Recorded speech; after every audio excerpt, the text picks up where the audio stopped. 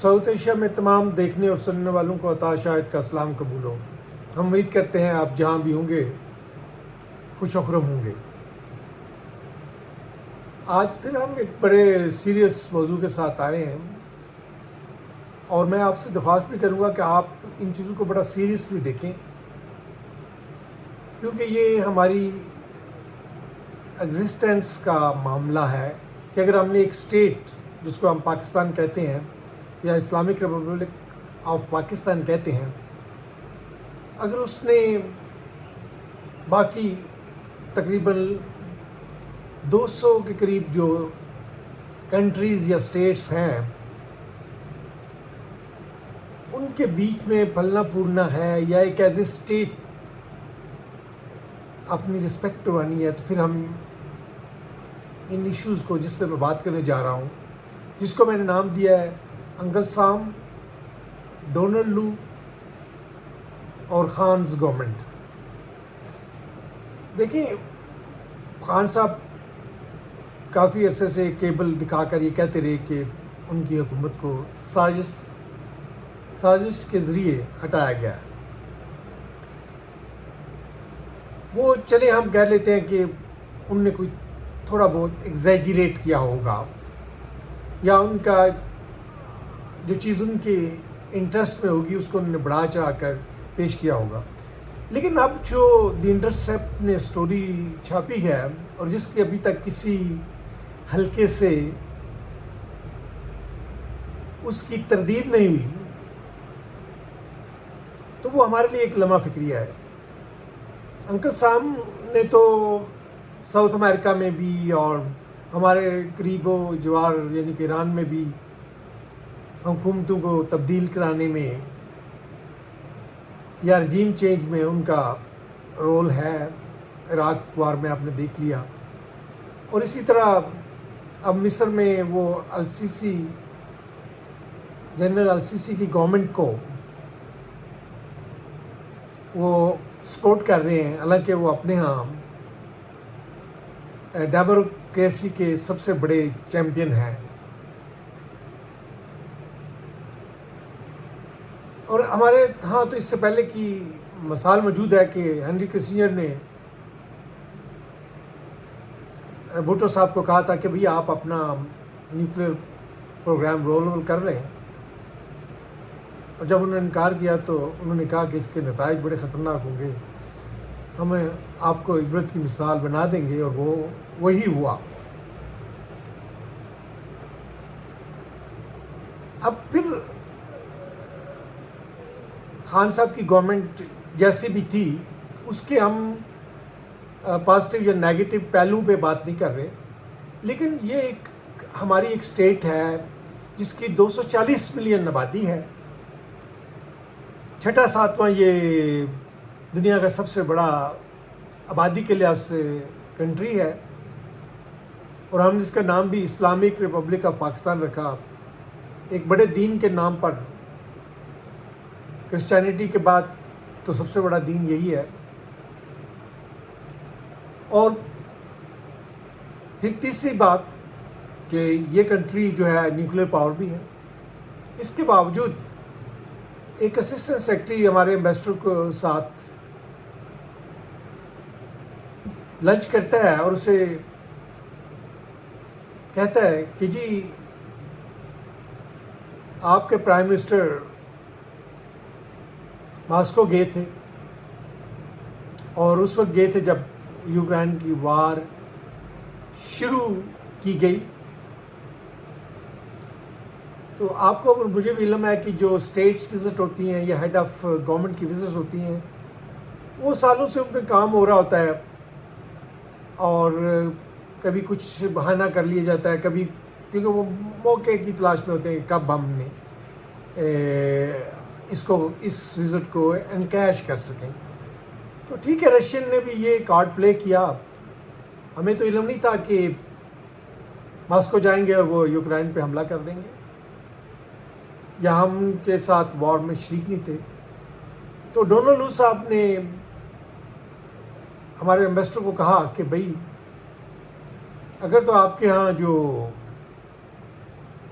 No confidence motion چل رہی ہے اگر وہ سکسیڈ ہو جاتی ہے تو بہتر ہے، ورنہ آگے آپ کے آپ کے لیے بڑی مشکلات پیش ہوں گی۔ یہ ایک ویلڈ قسم کی وارننگ اور تھریٹ ہے کہ اگر تو کامیاب ہو جاتی ہے تو ساری چیزیں فارگیو کر دی جائیں گی۔ وہ نہ صرف اپنے بہاف پہ بول رہے تھے بلکہ وہ یورپ کے بہاف پہ بھی وہی بات کر رہے تھے۔ پہلے تو یہ میرا بھی تھوڑا سا تجربہ ہے ڈپلومیسی میں، اور تمام ملکوں کے ڈپلومیٹ کے ساتھ میری ڈسکشنز رہی ہیں۔ تقریباً 100 کنٹریز کے ڈپلومیٹس میں گنوا سکتا ہوں کہ جن کے ساتھ مختلف اوقات میں بات ہوتی ہے، لیکن اس طرح کوئی میسج نہیں دیتا کہ جی اگر آپ کے یہ جو ایک ہمارا بالکل پولیٹیکل معاملہ تھا کہ اگر آپ کے ہاں یہ نو کانفیڈنس کی جو موشن ہے وہ پاس نہیں ہوتی ہے اگینسٹ پرائم منسٹر خان، تو آپ کے لیے بڑی مشکلات آگے آ رہی ہیں۔ اور پھر وہ ہماری نیشنل سیکورٹی کا حوالہ دے کے کہتے ہیں کہ جی وہاں سے معلوم ہوا ہے کہ یہ پالیسی جو ہے یہ صرف خان صاحب کی پالیسی ہے۔ بھائی عمران خان صاحب جو بھی پالیسی اپنا رہے ہیں، اگر اسٹیٹ کے دوسرے انسٹیٹیوشن نے اس پہ کوئی اعتراض نہیں کیا یا خان صاحب کو اس پہ بریف نہیں کیا تو اٹ مینس وہ ہمارے پرائم منسٹر ہیں، وہ ہمیں ریپرزینٹ کر رہے ہیں، اور وہ جو پالیسی ہے اس کے پیچھے پوری نیشن ہے۔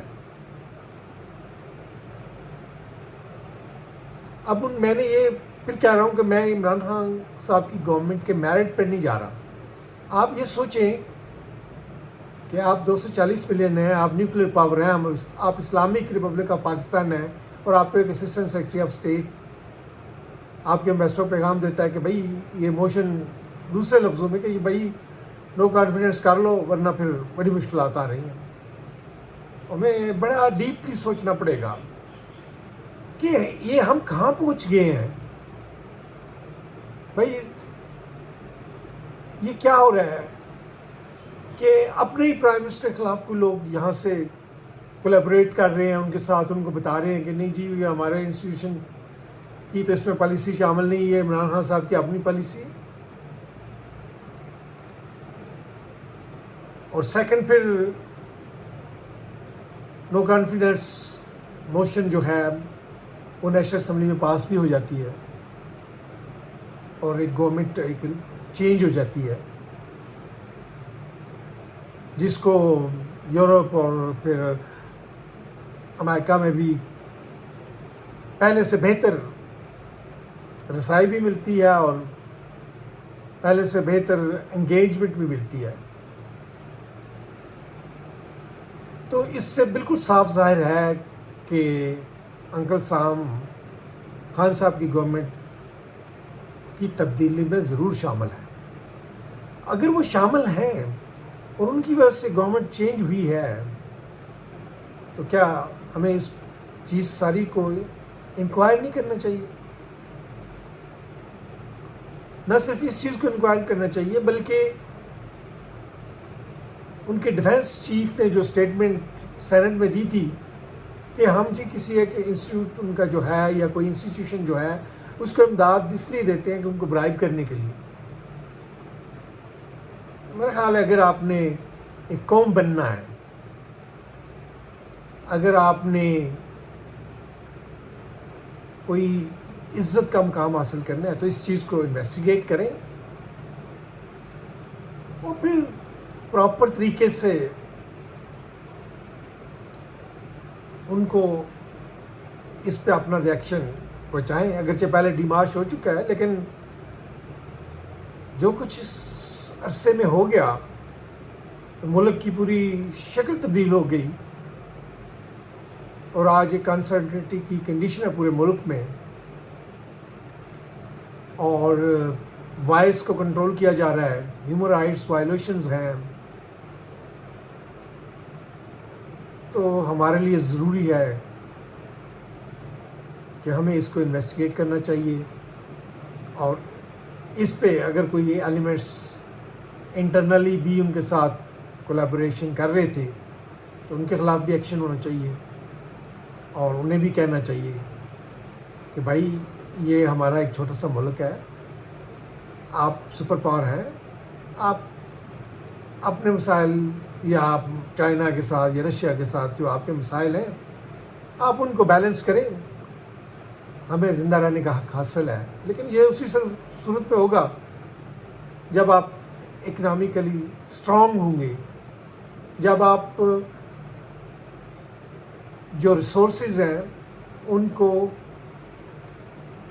ایک بیلنس کی طرح ڈسٹریبیوٹ کریں گے. جیسے میں نے اپنے خواب میں کہا تھا، بھائی آپ ہاری کو 15 ایکڑ زمین دیں تاکہ اس کو احساس ہو، آپ لوگوں کو شیئرز دیں جو کام کر رہے ہیں فیکٹریوں میں، 5,000 کی میں بات اس لیے کر رہا ہوں کہ جس کی طرح 35,000 40,000 ہے، بھائی اس کو بھی کوئی شیئر دیں اس میں. آپ نے اسی ملک سے کمایا ہے، بلکہ لوٹ کے کمایا ہے. یہ سارے ہاؤسنگ سوسائٹیز والے جو ہیں ان نے لوٹ کے کمایا ہے. بنتا ہے کہ جو ہماری سوسائٹی میں آپ نے ایک بہت بڑی انیکوالٹی کریٹ کر دی ہے، تو پہلے تو اکنامک ریسورسز کی ڈسٹریبیوشن ایک بڑا عمل ہوگا جس کے بعد پاکستان میں کوئی چینج آ سکے گی، ورنہ چینج نہیں آ سکے گی. کہ ایک چھوٹے سے کنٹری کو تو وہ نہیں کہہ سکتے، کیا نارتھ کوریا کو کہہ سکتے ہیں؟ کیا وہ اسرائیل کو کہہ سکتے ہیں؟ اس طرح کی اسٹیٹ میں جو بیان دیا گیا یا اس طرح کی جو ڈائریکشنز دی گئیں ڈونلڈ لو صاحب کے جانب سے، یہ کیا وہ اسرائیل کو یا نارتھ کوریا کو یا کسی اور چھوٹے کنٹری کو وہ اس طرح کی دے سکتے ہیں؟ تو میرے خیال میں اس کو یہ نہ کہیں کہ میں کوئی کرٹیسائز کر رہا ہوں. بھائی میں پارٹ آف دا نیشن ہوں، اور مجھے میں شکر گزار ہوں کہ آپ نے مجھے اپنا ایمبیسڈر بھی بنایا، اس کے لیے میں آپ کا شکر گزار ہوں. لیکن ایک میں نہیں، میری 240 ملین کے لوگ ہیں، ہمارے بھی کچھ رائٹس ہیں. اگر ہمیں آپ رائٹس دیں گے تو پھر آپ وہاں کہہ سکیں گے کہ بھائی ڈونلڈ لو صاحب who the hell are you کہ ہمیں آپ اس طرح کا میسج دیں. ہم ایک ساورن کنٹری ہیں، ہمیں علم ہے کہ ہماری کون سی گورنمنٹ ہمارے لیے بہتر ہے اور کون سی گورنمنٹ ہمارے لیے بہتر نہیں. ہمارے گورنمنٹ کے فیصلے واشنگٹن اور لندن میں نہیں ہونے چاہیے. اسی کے ساتھ میں ختم کروں گا، لیکن جیسے میں آپ کو پہلے بھی کہتا رہتا ہوں کہ میں آپ کو مختلف بکس جو آپ کے نالج میں اضافہ کریں گی، جو آپ کے ہارزن کو براڈن کریں گی، ان کے بارے میں بتاتا رہتا ہوں. آج میں آپ کو ہیومن اسپیشیز جو ہے اس کی ایولیوشن، اور یا آج سے 100 سال بعد وہ کس طرح فردر ایوالو ہوگی، اس کے بارے میں 2-3 بکس ہیں، ان کے بارے میں بتاؤں گا، اور میں امید کروں گا کہ آپ ان سے فائدہ اٹھائیں گے. یہ یووال نوحا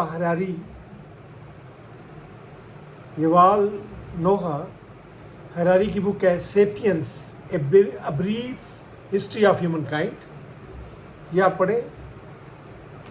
اور اسی کی بک ہے ہومو ڈیس، یہ آپ کو بتائے گی کہ ہم نیکسٹ 30 ایئرز میں 100 ایئرز میں جو ہیومن اسپیشیز ہے کس طرح ایوالو ہوگی. کیا ہم ڈیزیز پہ کنٹرول کر لیں گے؟ کیا ہم اپنا لائف اسپین جو ہے وہ بڑھا سکیں گے؟ تو میرے خیال میں آپ کو یہ آپ کی میں وہ لفظ یوز نہیں کرتا کہ ضرور آنکھیں کھولیں گی کہ ہم نے کیا دیکھ رہے ہیں اور کیا دنیا میں ہو رہا ہے. اس کے علاوہ ایک اور بڑی اچھی بک ہے اسی جو ہیومن ہسٹری کے بارے میں ہے، اور یہ اس کے جو اپنا فرسٹ پیج یا آپ کہہ رہے ہیں کہ جو ٹائٹل پیج ہے، یہ جیرٹ ڈائمنڈ کی کتاب ہے گنز جرمز اینڈ اسٹیل. اور اس کے جو نیچے اس نے اپنا اس کا ٹائٹل دیا، سب ٹائٹل لکھا ہے a short history of every body for the last 13,000 years. تو یہ آپ ان دونوں بکس کا تینوں بکس کا ضرور مطالعہ کریں. اور میں آپ کو یہ کہہ سکتا ہوں کہ آپ ان کتابوں کے پڑھنے کے بعد اگر واقعی آپ سمجھیں، اور جو لوگ انگلش نہیں پڑھ سکتے وہ ان کا اردو ترجمہ بھی مل جاتا ہے، تو ان کے اردو ترجمہ لے کے ضرور پڑھیں. لیکن ہمیں پتہ ہونا چاہیے کہ ہم کون ہیں، کہاں سے آئے ہیں، اور ہیومن بینگ کدھر جا رہے ہیں. تو جب آپ کو یہ علم ہوگا پھر آپ اسٹیٹ کے معاملات کو بھی بہتر سمجھ سکیں گے. اسی کے ساتھ میں آپ سے اجازت چاہتا ہوں.